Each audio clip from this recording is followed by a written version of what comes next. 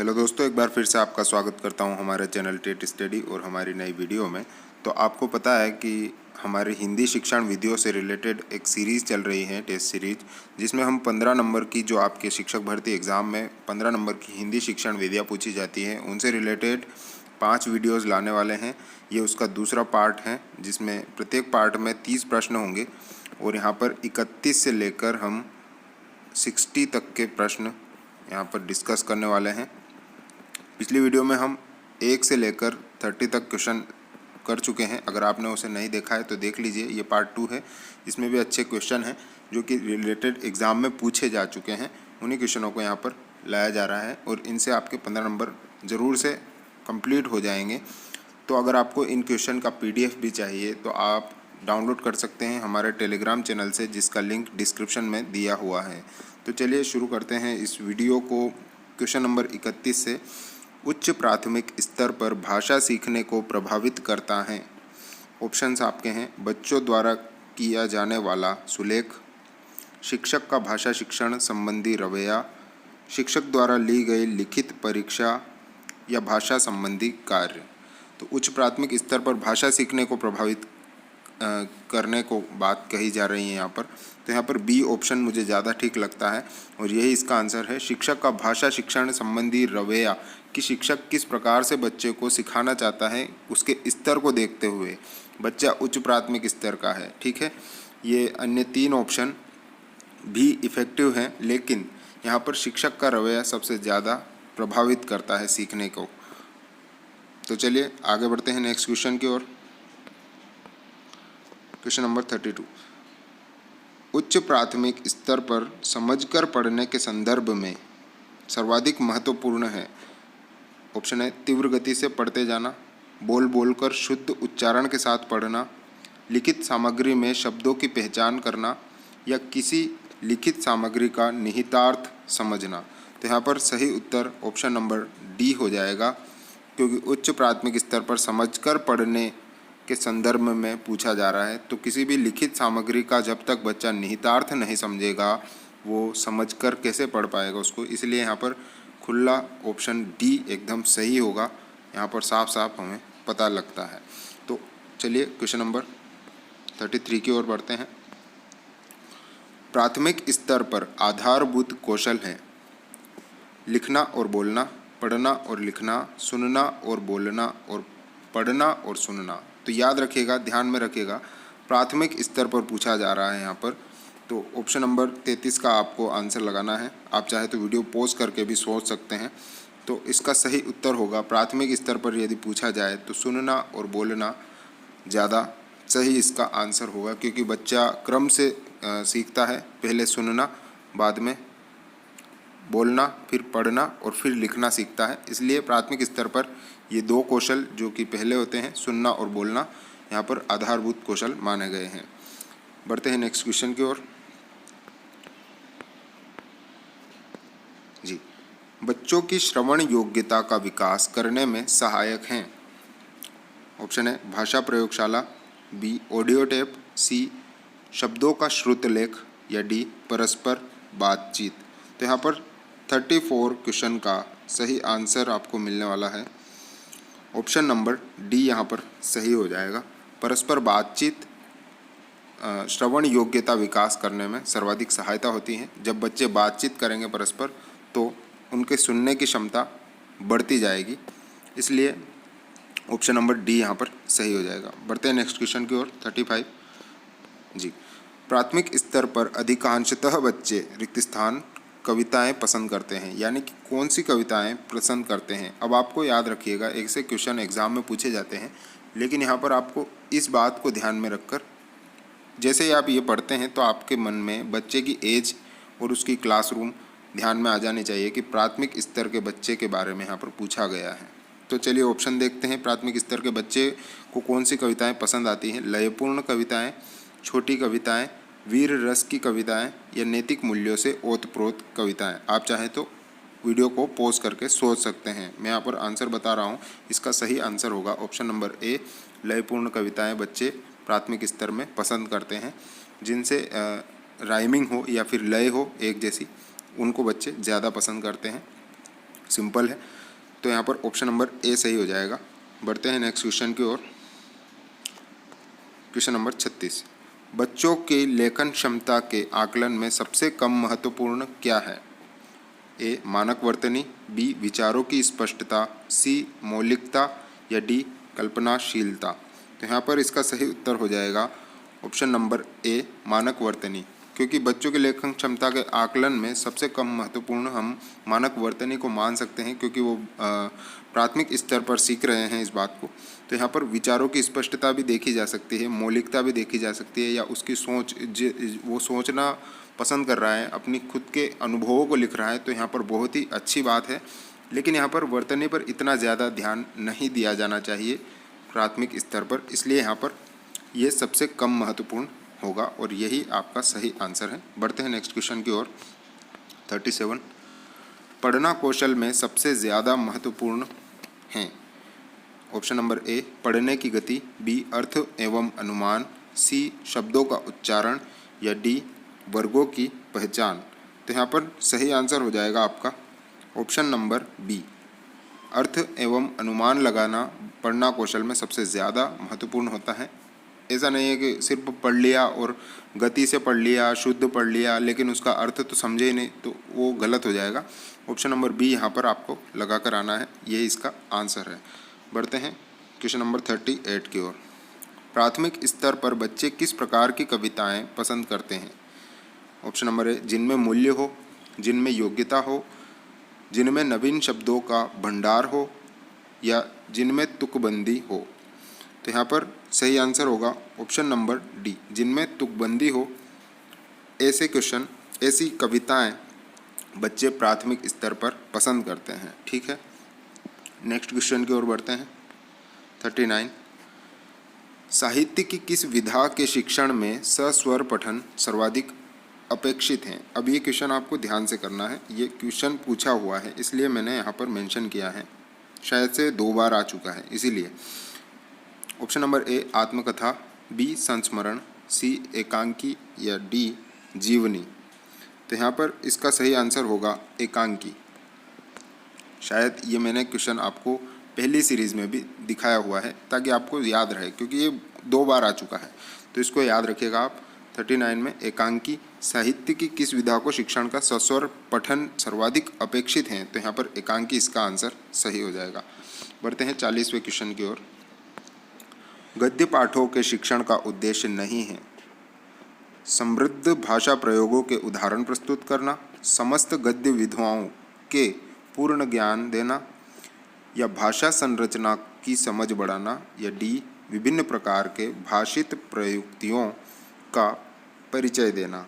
तो यहाँ पर सही आंसर हो जाएगा ऑप्शन नंबर बी, समस्त गद्य विधाओं का पूर्ण ज्ञान देना गद्य पाठों के शिक्षण का उद्देश्य नहीं है। ठीक है,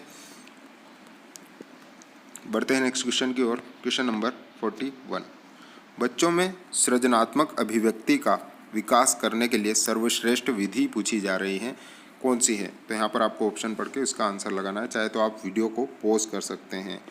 पढ़ी गई कहानी का संक्षेप में लिखना, या भूकंप आने पर जो तबाही हुई उसके बारे में अनुभव लिखना, 2 दिन के अवकाश के लिए पत्र लिखवाना, या मेरा आदर्श विद्यालय पर निबंध लिखवाना। अब मैं आपको यहाँ सबसे पहले सृजनात्मक का मतलब समझाने वाला हूँ, जो कि जिनको याद हैं वो आंसर भी आराम से इसका दे सकते हैं, और लेकिन जिनको नहीं याद हैं उनके लिए बता रहा हूँ। सृजनात्मकता एक ऐसा शब्द है जिससे नवीन विचार या मौलिकता को हम पहचान सकते हैं। यहाँ पर जितने भी नवीन विचार दिए गए हैं, नवीन प्रयोग किए गए हैं, वो सभी सृजनात्मक होते हैं, यानी कि नवीन विचारों से संबंधित जो बात होती है वो सृजनात्मकता कहलाती है। उसके आंसर पर आप, उसके तर्क पर आप इस आंसर को देने का प्रयास कीजिए, आपको ज़रूर से सही आ जाएगा।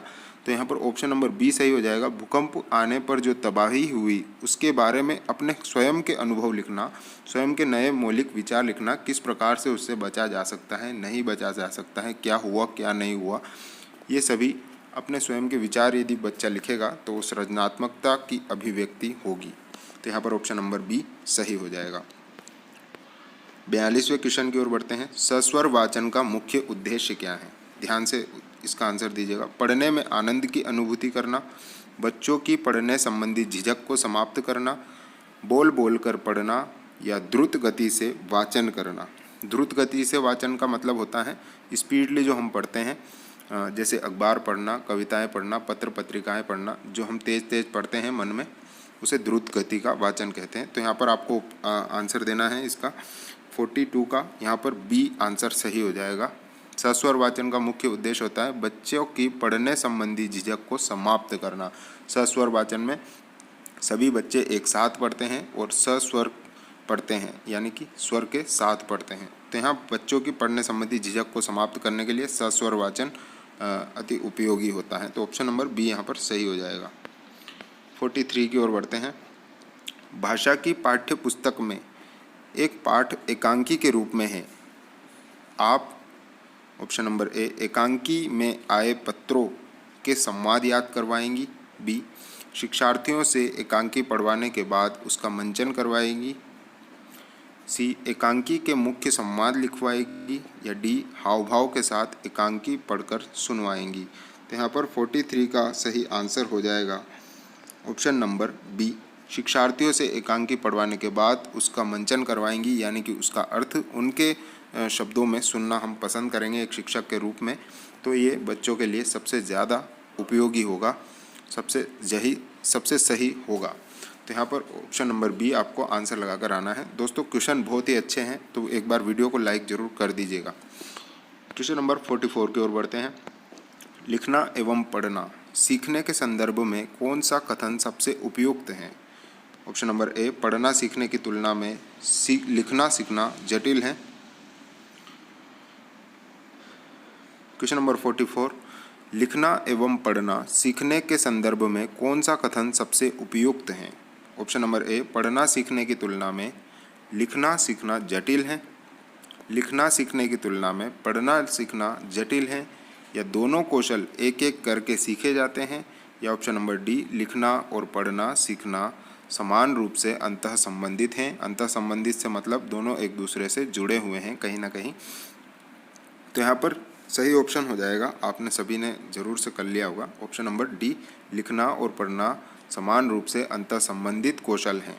ठीक है, ये आपको ऑप्शन नंबर डी लगाकर आना है। 45 देखते हैं। क्वेश्चन थोड़ा सा लंबा है तो जूम आउट कर रहा हूँ। ठीक है।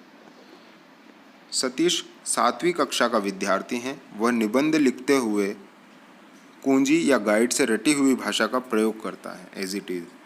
इसके कारणों में सबसे कमज़ोर कारण हो सकता है। ऑप्शन नंबर ए उसकी लिखित भाषा पर पकड़ नहीं है।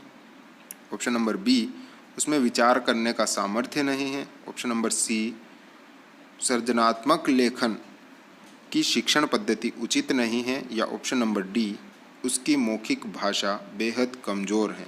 तो यहाँ पर ऑप्शन नंबर डी एकदम सही हो जाएगा कि उसकी मौखिक भाषा एकदम कमज़ोर है, क्योंकि वो जैसा का जैसा ही रटा हुआ लिख देता है, वहाँ पर उसके स्वयं के विचार उसमें कुछ भी नहीं है, ना ही वो उस बातों को समझता है। अगर वो उन बातों को समझ सकता है जो उसने रटी है, तो वहाँ पर ज़रूर से वो अपने स्वयं के विचार भी प्रकट करता।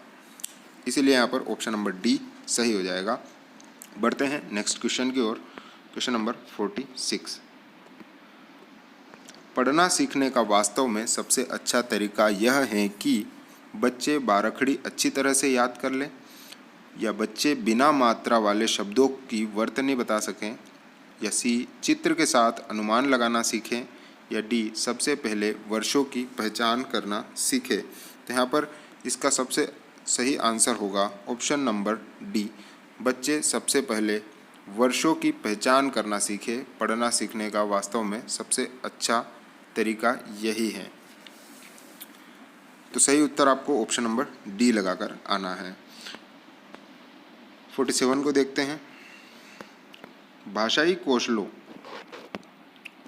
कौशल के बारे में ये क्वेश्चन है।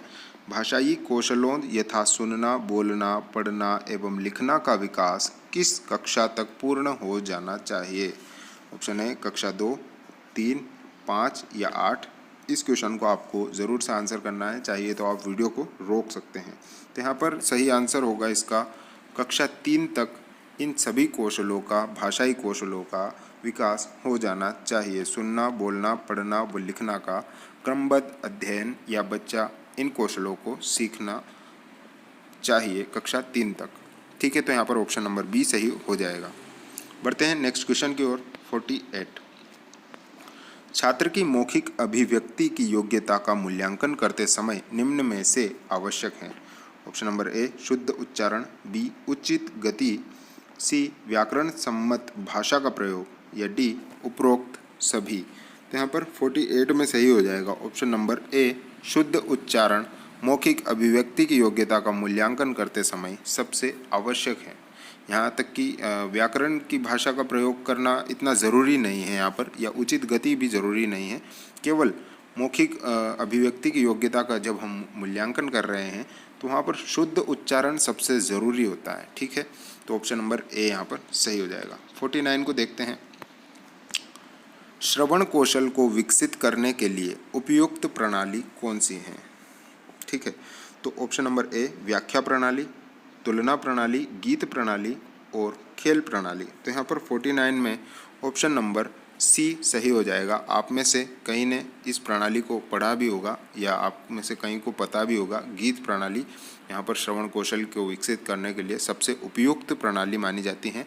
यहाँ पर बच्चों का गीत के द्वारा श्रवण कौशल का विकास सबसे अच्छे से किया जा सकता है। तो यहाँ पर बढ़ते हैं 50वें क्वेश्चन की ओर।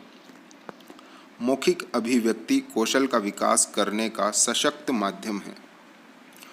मौखिक अभिव्यक्ति कौशल यहाँ पर बढ़ाना है हमको, बच्चे की बोलने की क्षमता का विकास करना है। तो यहाँ पर कौन सा सशक्त माध्यम होगा? ऑप्शन ए विद्यालय पत्रिका, बी नाटक, सी वाद विवाद या डी क्विज कार्यक्रम। दोस्तों मैक्सिमम दोस्तों ने यहाँ पर इसका आंसर लगा लिया होगा सही, और वही सही है। ऑप्शन नंबर सी वाद विवाद इसका सही आंसर होगा। बच्चे वाद विवाद में सबसे ज़्यादा मौखिक अभिव्यक्ति करने के कौशल को सीखते हैं। तो यहाँ पर ऑप्शन नंबर सी सही हो जाएगा। 51 को देखते हैं। भाषा दक्षता का प्रारंभिक कौशल क्या है? सुनना, बोलना, पढ़ना या लिखना। ये सबसे बेसिक क्वेश्चन है, सभी ने इसको आंसर जरूर लगाया होगा। ऑप्शन नंबर ए इसका सही हो जाएगा, और याद रखिएगा इसे हल्के में मत लीजिएगा, एग्जाम में ज़रूर पूछा जाता है ये। यहाँ पर ऑप्शन नंबर ए सही हो जाएगा। 52 की ओर बढ़ते हैं। मौन पठन के विषय में धारणा है। ऑप्शन नंबर ए इसमें पठन की गति धीमी हो जाती है, बी एकाग्रचित होकर पढ़ने का अभ्यास होता है, सी पढ़ने की धीमी ध्वनि होठों से निकलती है या डी इसे आदर्श वाचन के तुरंत बाद किया जाता है। तो यहाँ पर 52 में इसका सही आंसर हो जाएगा एकाग्रचित होने के पढ़ने का अभ्यास को ही मौन पठन कहते हैं। जिस प्रकार से हम अपने होठों को बंद करके बिना ध्वनि उत्पन्न किए जब हम पढ़ते हैं केवल सरसरी निगाहों से, जैसे कि हम एग्ज़ाम में जाने से पहले जल्दी जल्दी पढ़ते हैं, उसे ही मौन पठन कहते हैं, बिना बोले पढ़ना। ठीक है, उसमें ग्रहणशीलता भी सबसे अधिक होती है और पढ़ने की गति भी सबसे अधिक होती है। इन दो बातों को भी आप याद रख सकते हैं। 53 की ओर बढ़ते हैं। मौन वाचन से क्या लाभ है? ऑप्शन नंबर ए ज्ञान की वृद्धि, अवकाश के समय का सदुपयोग या खरीदी गई किताब का सदुपयोग या डी शारीरिक वृद्धि। ये बिल्कुल ही गलत बात है, ये आप सभी को पता चल गया होगा। ऑप्शन नंबर इसका सही हो जाएगा ऑप्शन नंबर ए। यहाँ पर ज्ञान की वृद्धि बहुत ही तीव्र गति से होती है, क्योंकि यहाँ पर पठन की गति लगभग 3 गुना बढ़ जाती है मौन पठन में, और यहाँ पर पढ़ने की क्षमता भी तेज होती है, साथ ही ज्ञान में वृद्धि होती है। सबसे ज़्यादा ज्ञान की ग्रहणशीलता इसी वाचन में होती है, मौन वाचन में, और साथ ही एकाग्रता भी इसी में होती है। तो यहाँ पर मौन वाचन सबसे ज़्यादा उपयोगी वाचन है वाचन करने की विधियों में। तो यहाँ पर 53 में ए सही हो जाएगा। बढ़ते हैं 54 की ओर। निम्नलिखित में से किस स्थिति में आप कहेंगे कि पठन हो रहा है? ठीक है, ऑप्शन नंबर ए अनुमान के साथ भावग्रहण, उचित गति एवं प्रवाह, सी प्रत्येक शब्द का सही उच्चारण या डी ध्वनि का उतार चढ़ाव। तो यहाँ पर सही आंसर आपको लगाना है 54 का ऑप्शन नंबर ए अनुमान के साथ भाव भी ग्रहण होना चाहिए। हमेशा पठन का एक गुण याद रखिएगा आप, यदि भाव ग्रहण नहीं हो रहा है, अर्थ ग्रहण नहीं हो रहा है, तो पढ़ना अर्थहीन है एक प्रकार से। तो यहाँ पर ऑप्शन नंबर ए इसका सही हो जाएगा। बढ़ते हैं 55 की ओर। बच्चों की सशक्त लेखन क्षमता का परिचायक हैं। ऑप्शन नंबर ए सुंदर लिखावट, बी आलंकारिक भाषा, सी सशक्त वाक्य या डी मौलिक विचार। तो यहाँ पर सही आंसर आपको लगाना है 55 का ऑप्शन नंबर डी मौलिक विचार यहाँ पर सही हो जाएगा। ऑप्शन नंबर डी, बच्चों की सशक्त लेखन क्षमता का परिचायक मौलिक विचार होता है। यानी कि मौलिक विचार यानी कि अभी मैंने आपको बताया है कि सृजनशीलता के द्वारा ही मौलिक विचार उत्पन्न होते हैं, स्वयं की अभिव्यक्ति क्षमता उत्पन्न होती है। और भाषा में यदि बच्चा स्वयं अभिव्यक्ति नहीं कर सकता तो उसकी भाषा दक्षता कमज़ोर है, इसका कहना मतलब ये है। तो यहाँ पर याद रखिएगा आप, उसका मौलिक विचार बहुत ज़रूरी है। बढ़ते हैं 56 की ओर। सरसरी तौर पर किसी पाठ को देखकर उसकी विषय वस्तु का पता कर लेना क्या होता है, ये पूछा जा रहा है यहाँ पर। ऑप्शन नंबर ए पढ़ने की निम्न स्थिति को दर्शाता है, बी पढ़ने की कुशलता का अंतिम पड़ाव है, या सी पढ़ने की एक महत्वपूर्ण कुशलता है, या डी पढ़कर समझने का पहला प्रयास है। तो यहाँ पर 56 में सोच कर लगाना है आपको आंसर। ऑप्शन नंबर बी इसका सही आंसर हो जाएगा, क्योंकि सरसरी तौर पर पाठ को देखकर उसकी विषय वस्तु का पता लगा लेना यानी कि अर्थ ग्रहण कर लेना पढ़ने की कुशलता का अंतिम पड़ाव है। बच्चा पहले धीरे धीरे पढ़ता है, बाद में उसे समझता है और फिर उसको शुद्ध उच्चारण करना सीखता है। लेकिन हम ऐसा तभी करते हैं जब ऑप्शन नंबर बी की तरह जब भी व्यवहार कर सकते हैं, तब उसको कम्प्लीटली पढ़ना आ गया हो और वो स्पीडली भी पढ़ रहा हो और उसका अर्थ भी ग्रहण कर सकता है। यानी कि इसके बाद कोई भाषा का कोई पड़ाव नहीं है, पढ़ने की कुशलता का अंतिम पड़ाव यही है। तो ऑप्शन नंबर बी यहाँ पर सही हो जाएगा। 57 की ओर बढ़ते हैं।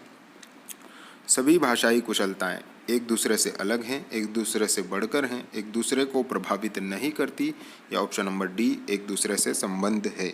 यदि आपने पिछली वीडियो देखी होगी तो इसका आंसर आप आसानी से लगा चुके होंगे। इसका आंसर है ऑप्शन नंबर डी, एक दूसरे से संबंधित होती हैं सभी भाषाई कुशलताएं। यहाँ पर पढ़ना सीखेगा बच्चा तभी बोलना सीखेगा, नहीं सॉरी, सुनना सीखेगा तभी बोलना सीखेगा, और बोलना सीखेगा तभी पढ़ना सीखेगा, और पढ़ना सीख गया तभी वो लिखना सीखेगा। ठीक है, तो यहाँ पर सभी कुशलताएं एक दूसरे से संबंधित होती हैं। तो ऑप्शन नंबर डी यहाँ पर सही हो जाएगा। 58 की ओर बढ़ते हैं। भाषाई कौशलों के संबंध में कौन सा कथन सही है? ऑप्शन नंबर ए सभी भाषाई कौशल स्वयं ही विकसित होते हैं, बी सभी भाषाई कौशल पाठ्य पुस्तक से ही विकसित होते हैं, सी कोई भी भाषाई कौशल अंतः संबंधित नहीं है, या डी सभी भाषाई कौशल अंतः संबंधित हैं। तो यहाँ पर सही आंसर इसका हो जाएगा ऑप्शन नंबर डी यहाँ पर सही हो जाएगा। भाषाई कौशलों के संबंध में यही सही है, सभी भाषाई कौशल अंतः संबंधित हैं। पिछले क्वेश्चन का भी यही आंसर था और इसका भी यही आंसर है, जो कि मैं आपको अच्छे से समझा चुका हूँ। आपको परीक्षा में गलत करके नहीं आना है, चाहिए तो आप एक बार फिर से इसको पढ़ लीजिएगा। ठीक है, 59 की ओर बढ़ते हैं। पढ़कर समझना कुशलता का एक विकास करने में सबसे कम महत्वपूर्ण क्या है? ऑप्शन नंबर ए कहानी पर आधारित व्याकरण समझना, बी कहानी को अपनी भाषा में कहलवाना, सी कहानी पर आधारित प्रश्न बनवाना, या डी कहानी का अंत बदलवा देना। तो यहाँ पर 59 में आंसर हो जाएगा ऑप्शन नंबर ए कहानी पर आधारित व्याकरण को समझना पढ़कर समझना की कुशलता में सबसे कम महत्वपूर्ण यहाँ पर माना जा सकता है। अन्य तीन को थोड़ा सा हम वेटेज दे सकते हैं, क्योंकि कहानी को अपनी भाषा में कहलवाना, इससे अभिव्यक्ति क्षमता का विकास हो रहा है। कहानी पर आधारित प्रश्न बनवाना, इससे भी यहाँ पर सृजनात्मकता का विकास होता है, क्योंकि बच्चा स्वयं खोज कर रहा है। और ऑप्शन नंबर डी कहानी का अंत बदलवा देना, ये भी एक स्वयं द्वारा नवीन निर्माण करवा रहे हैं हम कहानी का, तो ये भी बहुत ही अच्छी बात है। यहाँ पर सबसे कम महत्वपूर्ण कहानी पर आधारित व्याकरण को समझना होगा। तो यहाँ पर आंसर होगा इसका ऑप्शन नंबर ए सही हो जाएगा। बढ़ते हैं अंतिम क्वेश्चन की ओर। 60 क्वेश्चन। मूल्यांकन का उद्देश्य नहीं है। ऑप्शन नंबर ए विद्यार्थियों की भाषिक संरचना का आकलन, बी विद्यार्थियों की भाषा प्रयोग की कुशलता का आकलन, सी विद्यार्थियों की शैक्षिक प्रगति का आकलन, या डी विद्यार्थियों की परीक्षा लेना।